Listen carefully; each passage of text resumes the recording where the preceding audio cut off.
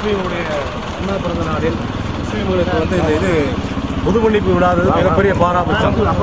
அதாவது லீலாவதி கமிஷன் 5 நிமிஷம் சார். லீலாவதி கமிஷன்ல லீலாவதி கொலை வழக்கில் மட்டும் கருணாநிதி வந்து முஸ்லீமுடைய விஷயத்துல இந்த கருணாநிதி கருணை அடிப்படையில் பார்க்கப்படப்படல. இது முஸ்லீம் 10 வருஷம் கழிச்சிருக்காங்க, 10 வருஷம் கழிக்கப்பட்டிருக்காங்க.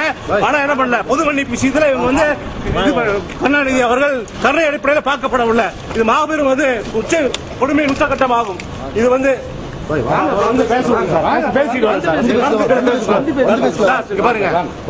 கருணை அடிப்படையில் பார்க்கப்பட வேண்டிய அத்தனை சலுகை யாருக்கு இருக்குன்னா முஸ்லீம்கள் இருக்குது.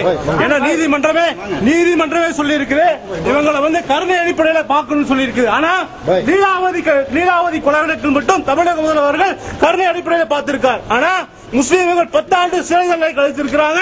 அதுல கருணை அடிப்படையில் பார்க்கப்படவில்லை.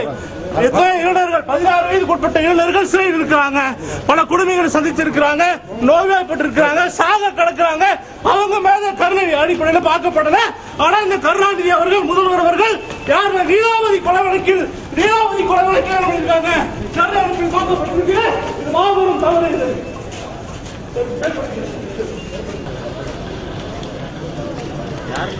என்ன